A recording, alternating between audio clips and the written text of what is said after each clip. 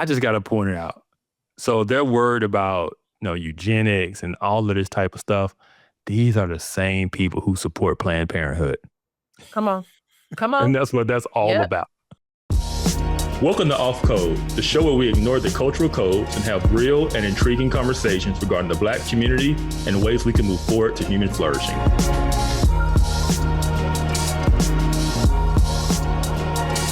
Hello and welcome to another episode of Off Code. I am Monique Dusan.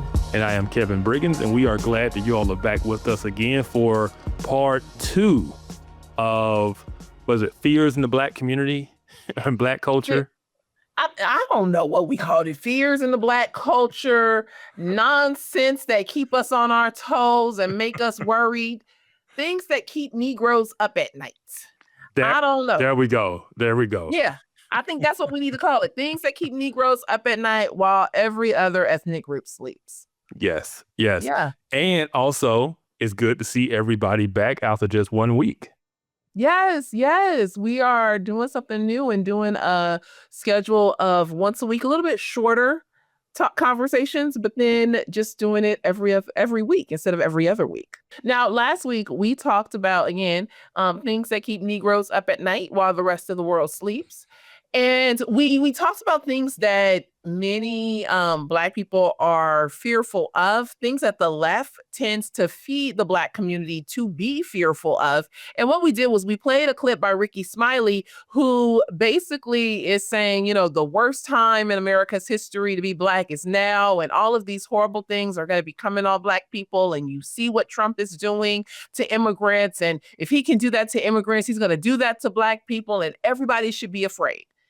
And then we looked at 5 fears that are just kind of constantly in the narrative within the Black community. Check out that video. We're going to leave a link to it in the description. But this week, we are going to look at 5 new fears. And Kevin, you actually sent out, I don't know if it was you or Krista, but one of y'all sent out a video of a new fear that's going around. And it sparked off of a commercial for jeans. I haven't seen this. So maybe set it up for us.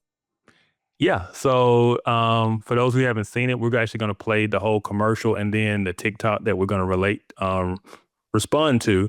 But yeah, it's Sydney Sweeney. She's an actress and she does a commercial for jeans. But in the commercial, they do a play on words about her having good genes. But she's blonde haired, blue eyed. And so people are freaking out about a commercial that says this blonde haired, blue eyed girl has good genes. And so you're going to be, I know you haven't seen the reaction, but you're going to see the reaction. And I just can't wait to get your initial response. I'm just going to look at your face as we're watching because I know you're going to roll your eyes. I have not seen the commercial nor the response. Okay, let's start with the commercial.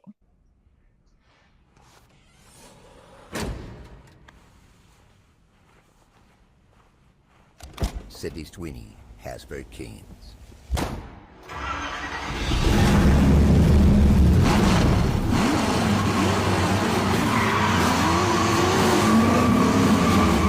Genes are passed down from parents to offspring, often determining traits like hair color, personality, and even eye color.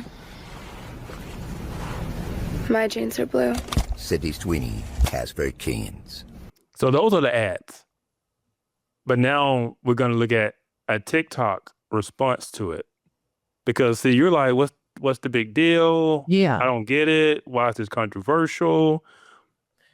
Now I'm just confused. I know. I want you to be confused because now you're going to see this girl's reaction. She's not the only one, right? But yeah, it's going to make sense. I hope so. Yep, that got me too. And I don't know why. Maybe because it's just so blatant. I keep thinking that people just are not gonna believe us until we're hung out there, but then even then I feel like they'll be like, oh no, kind of like they are with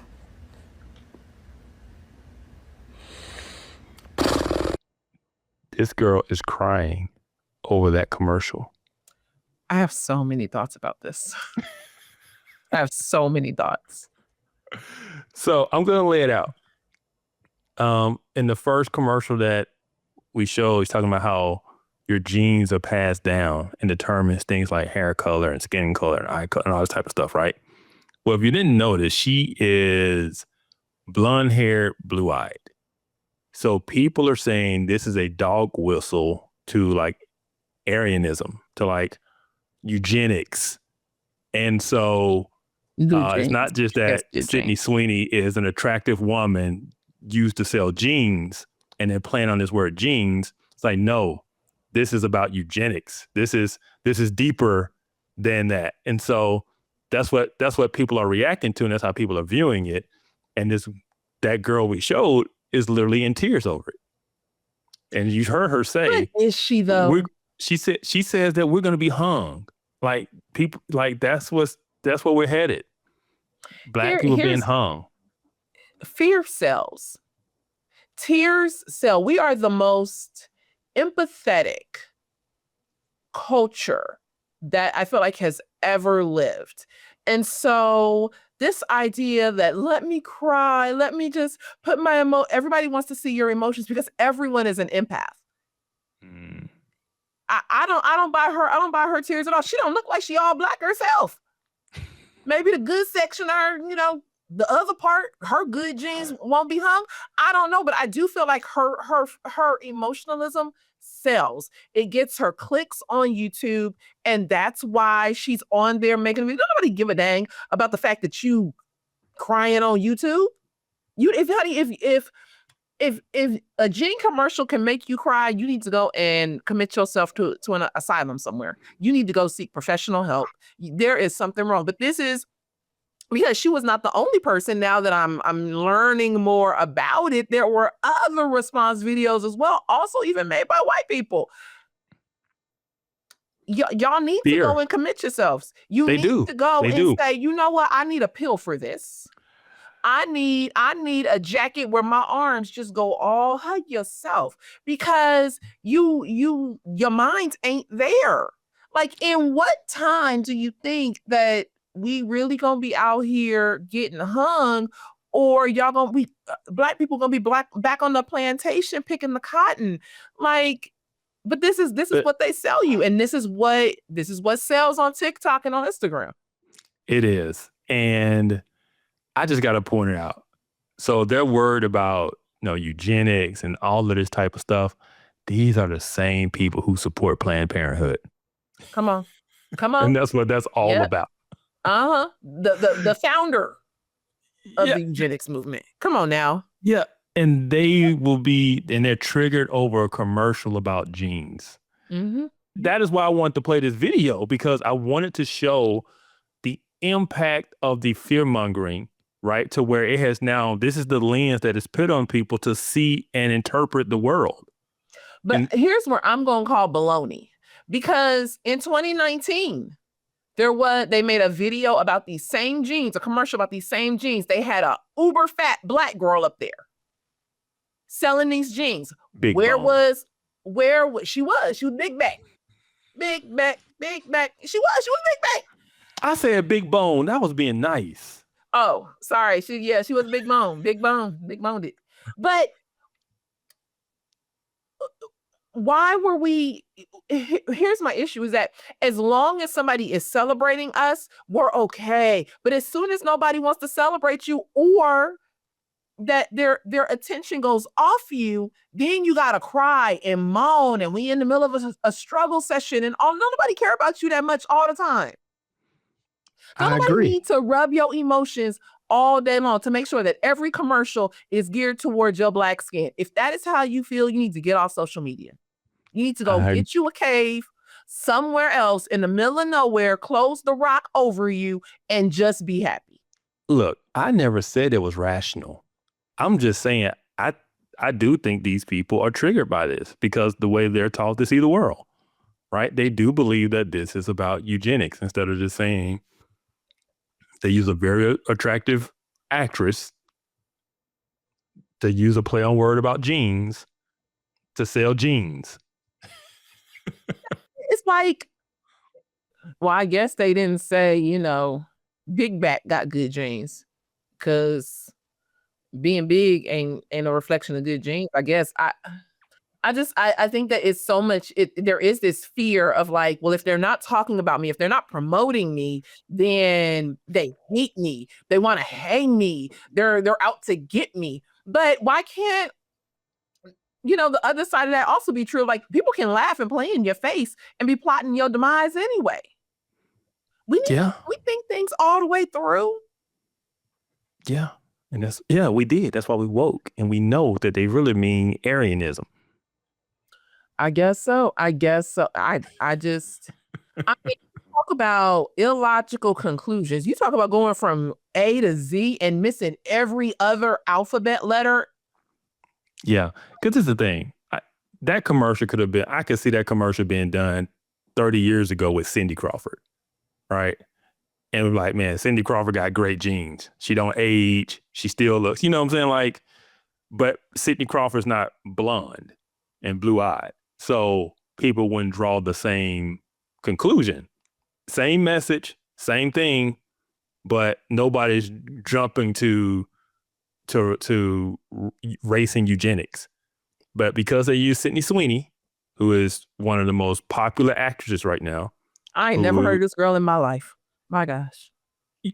Yes, I know, Mo. Maybe I'm the one in the cave. I don't know. But yeah, and they used her to sell these jeans because the demographic they're trying to sell to knows her.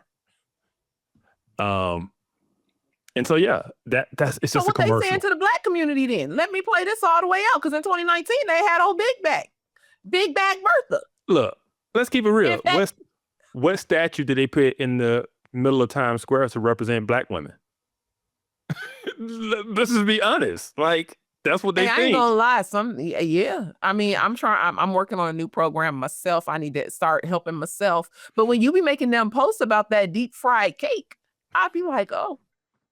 Well, ignore those posts. Just pay attention to my carnivore diet post. Right. I can't. All right.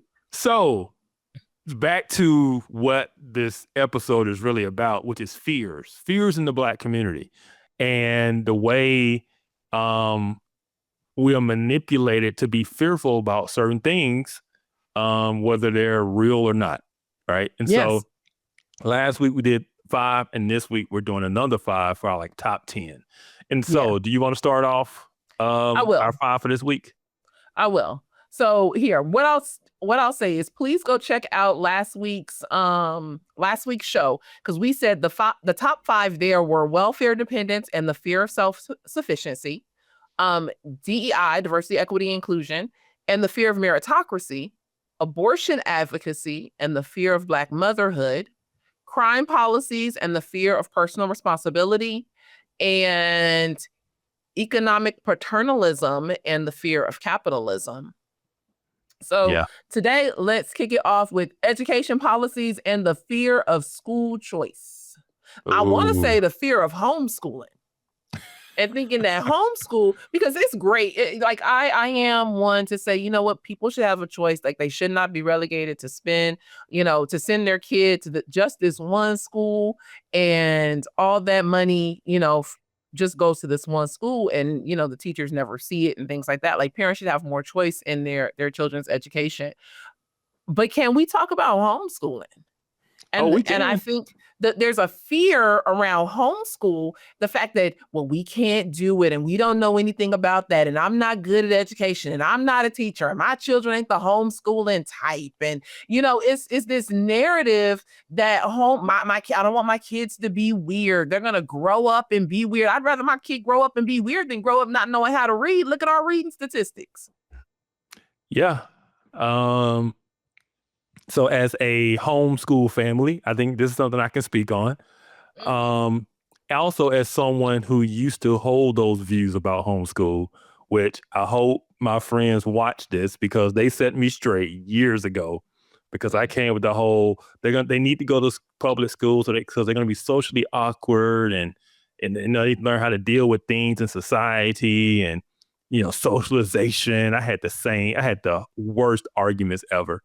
And then I met their kids and I was like, oh, their kids are like kids.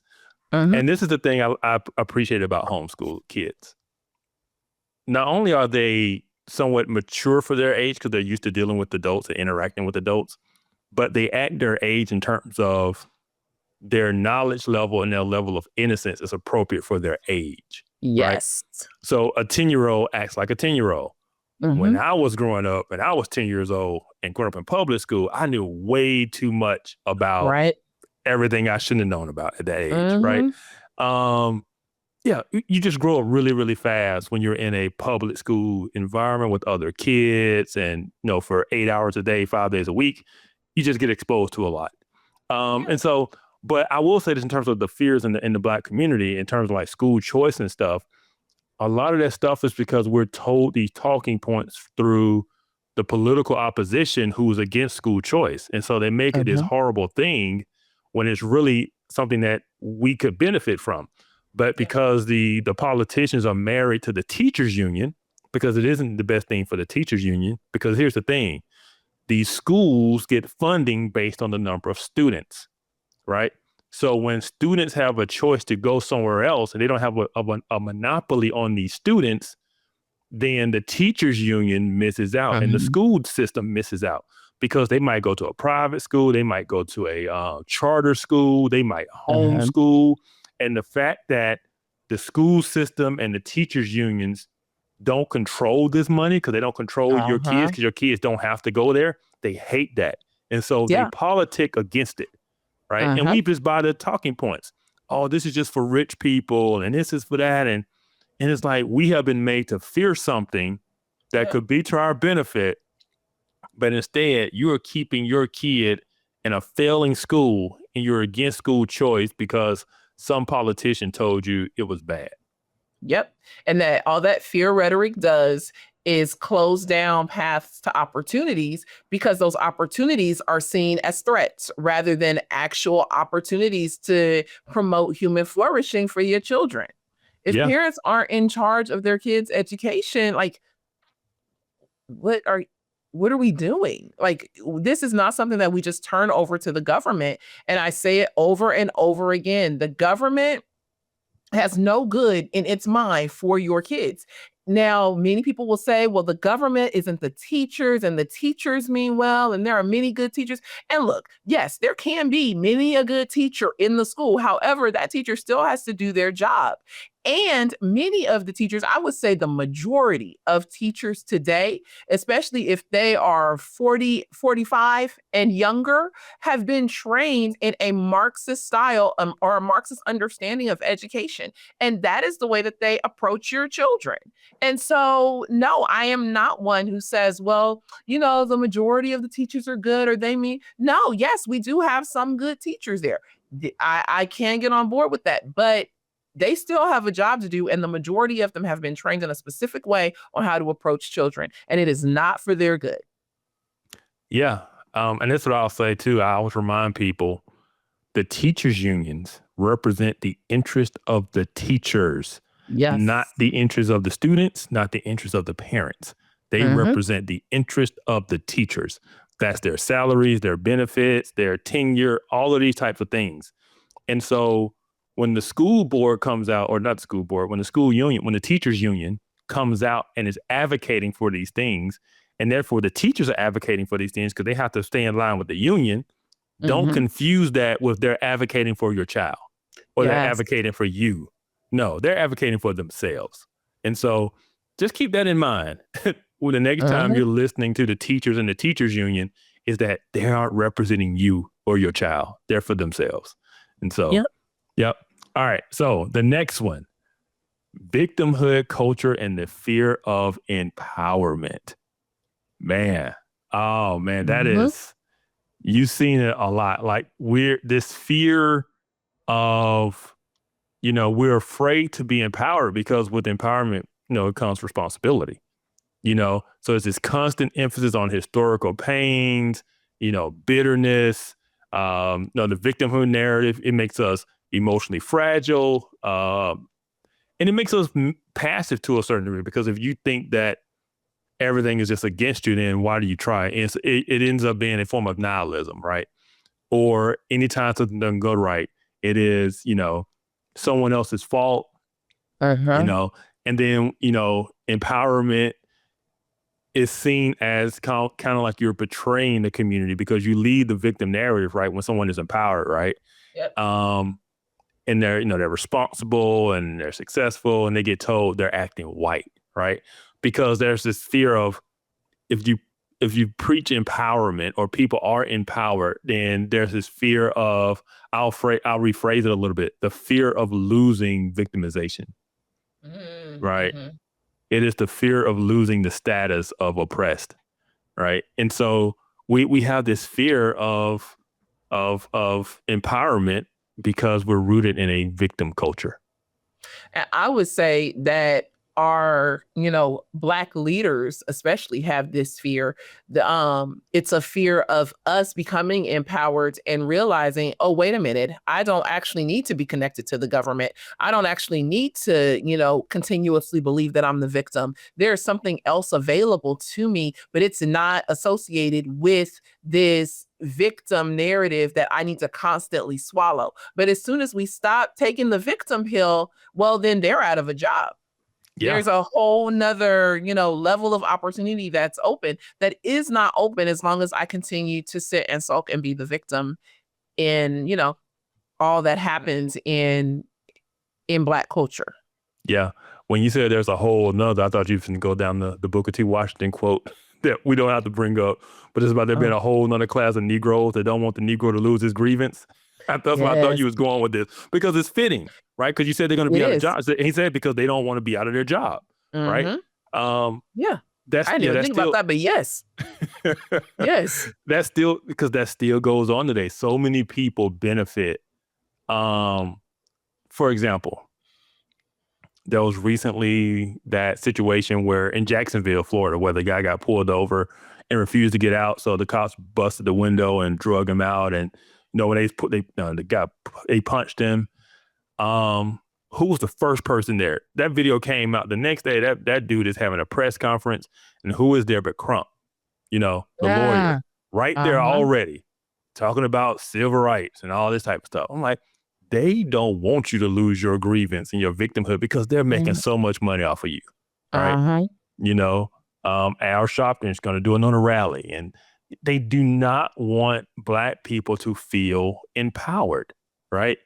Only in the ways of your victimhood, only be empowered in the ways in which you can march and bring about change, but they don't want you to be empowered in the way of personal responsibility, self-agency, those things they do not want you to be empowered with, because they want you to always believe that you need them and you are dependent on them. And without them, all of these bad things are going to happen to you. And so, there's this fear of the Black community really, really being empowered from a personal, individual standpoint.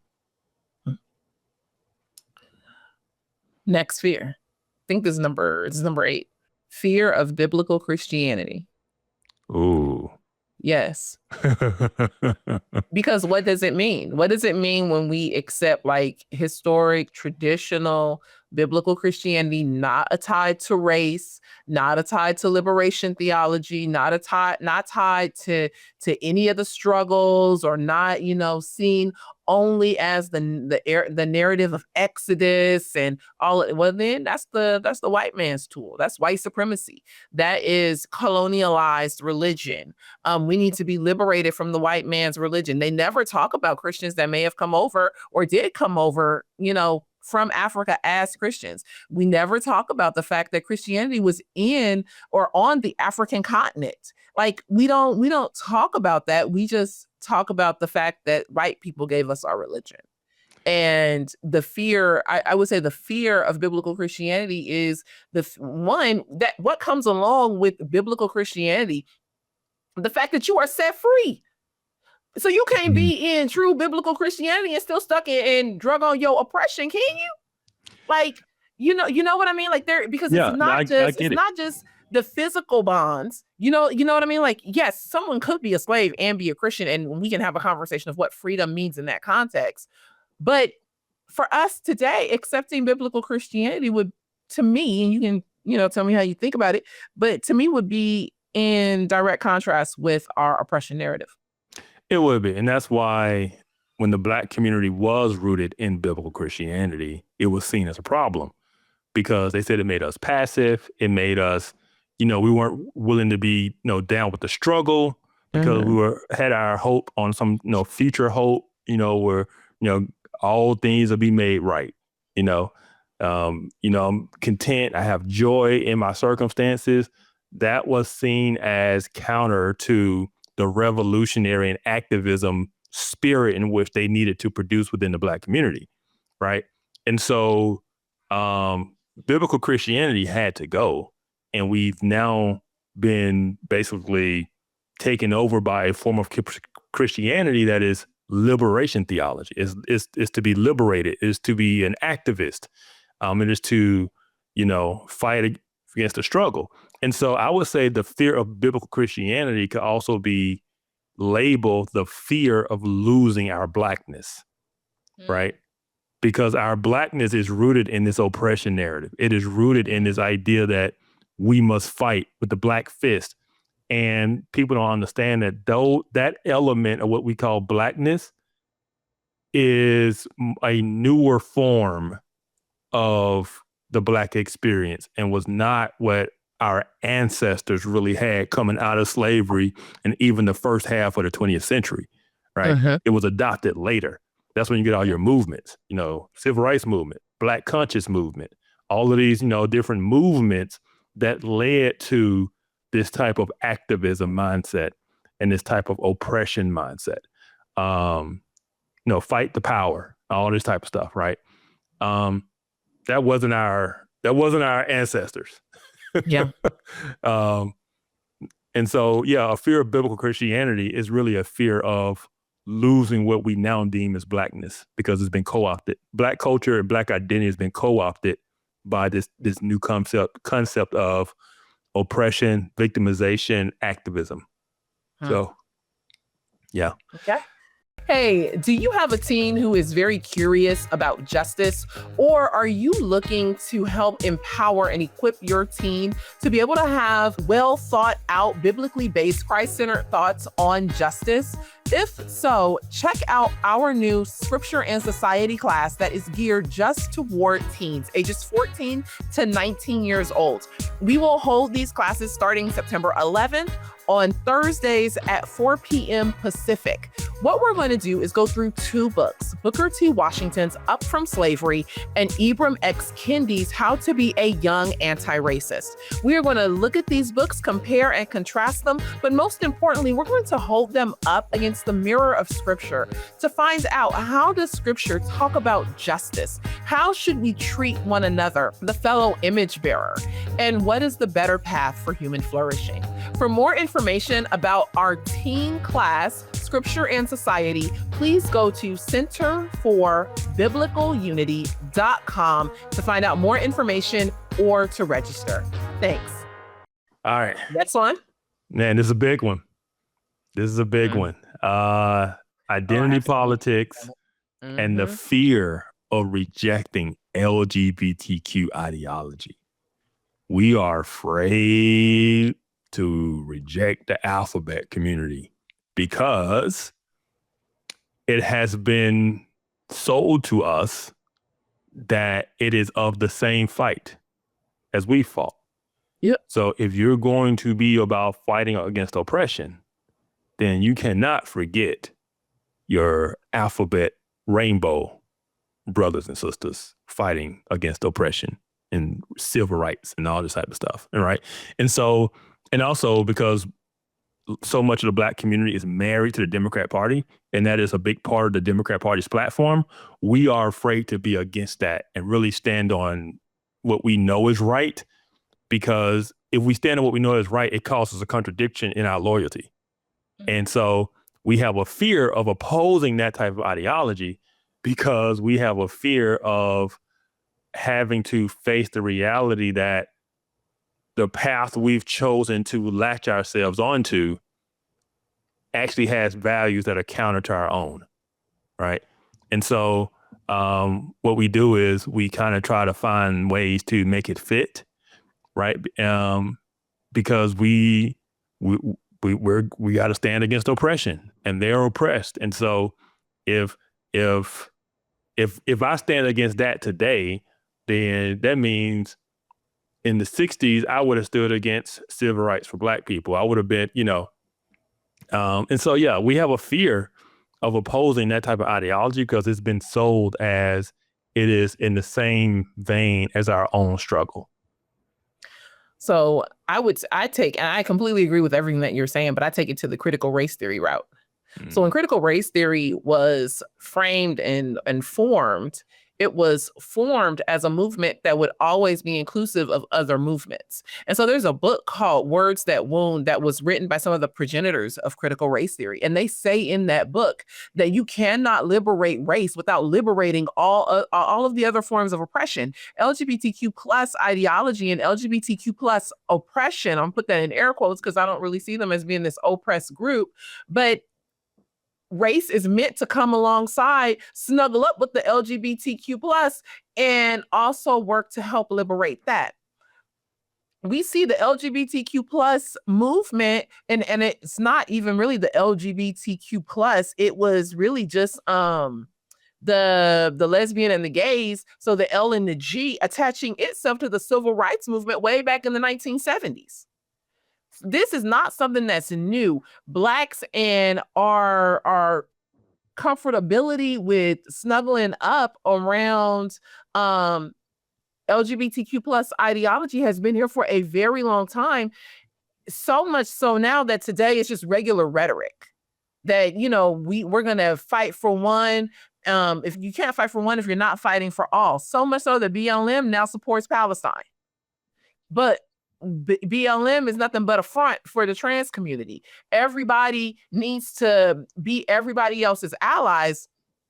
And I'm not remembering the name of, I want to say it's Marcuse, who had the vision of increasing the proletariat. We see direct connections to Marxism in this way of thinking of how are we bringing freedom to people who are oppressed, but they're using this rhetoric of oppression to really gather people around. And I cannot reject the LGBTQ plus community because I don't want them to reject me.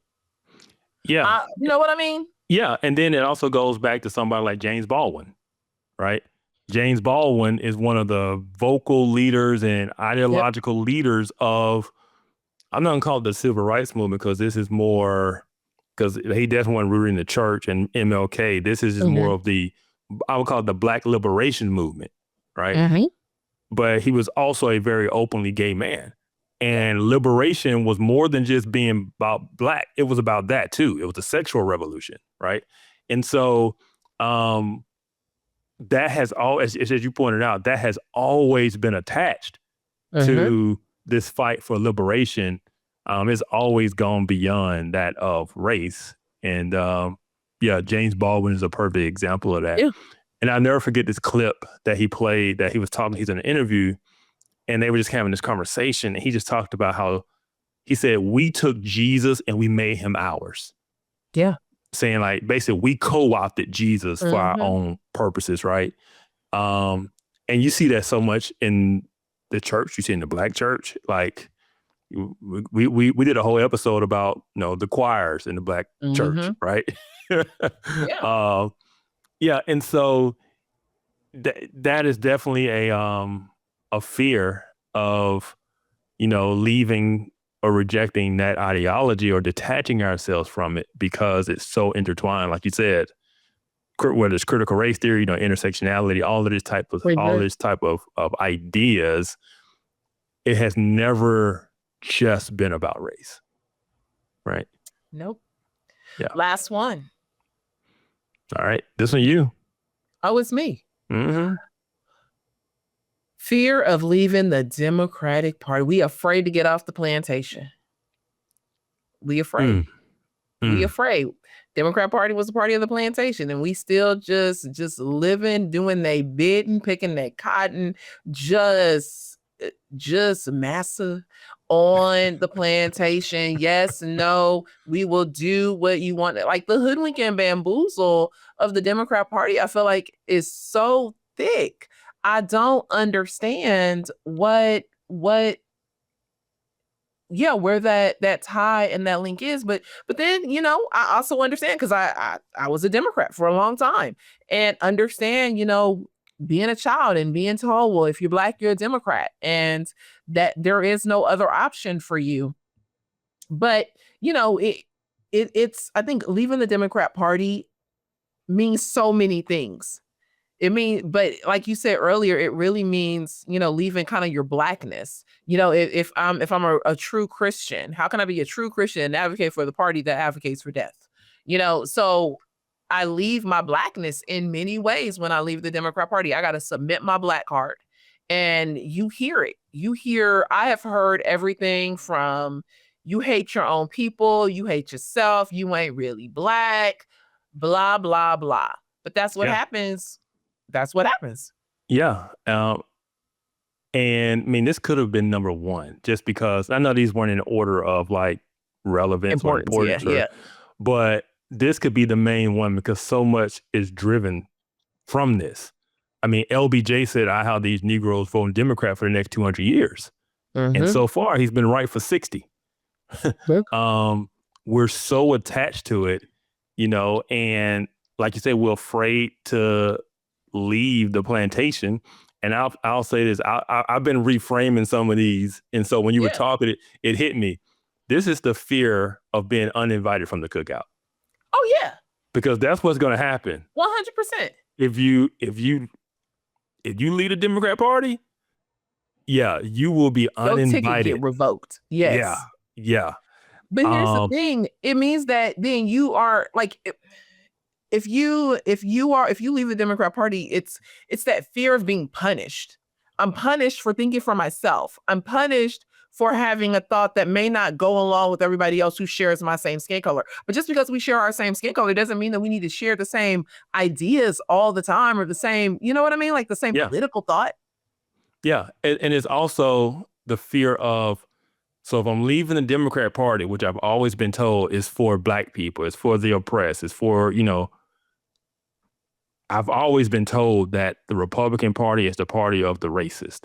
And so there's this fear of joining my oppressor to a degree, right? And so leaving the Democratic Party, where do you go?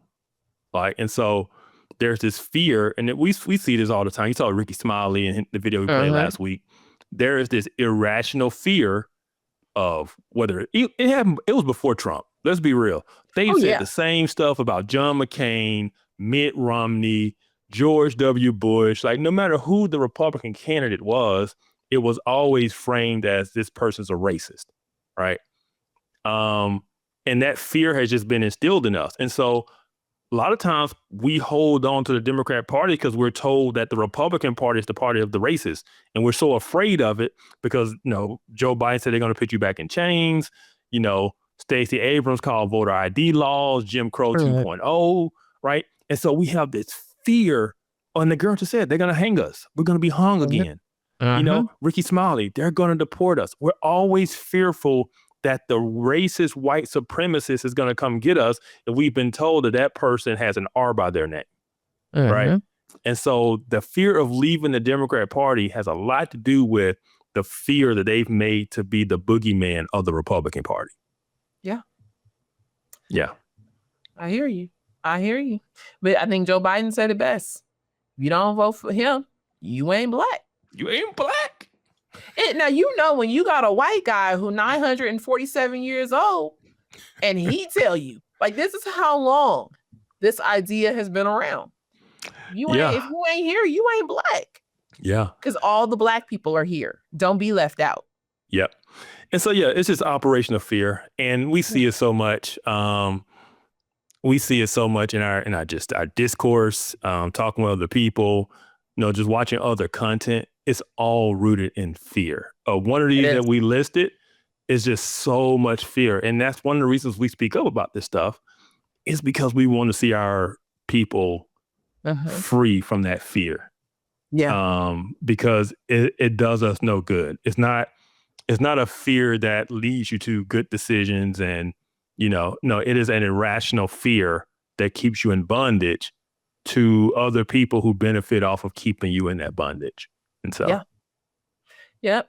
Well, this has been interesting off-code looking at the fears and coming up with, 10 fears that we're seeing play out in real time. What are some fears that you see? Maybe we didn't list all of the fears. I'm sure there are several that could be listed. I'm But fearful of Sydney Sweeney. I'm fearful. Yeah. I was like, who is this little girl? And why is she laying on this car? Like, Nikki, I don't know if she laying on a car. I don't know what she laying. Why is she laying on this car? What are we doing? I don't know, but I'm scared, as Ricky Smiley said. I'm scared. I am fearful that we are just offering our brain cells over to the voids of the internet without Yes. thinking. Yes, we That's are. my fear. All right. Kevin, it's been real. Thanks so much for having the conversation, friend. Absolutely. Anytime.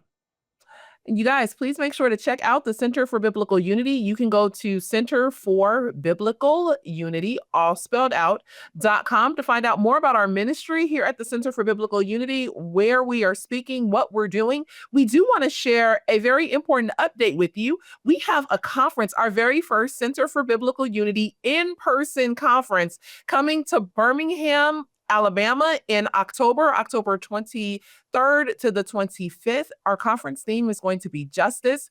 Kevin and I will both be speaking along with our ministry partner, Krista Bontrager, and others. And we are looking forward to sharing this time with all of you. Please go to centerforbiblicalunity.com for more information. And with that, we will see you later.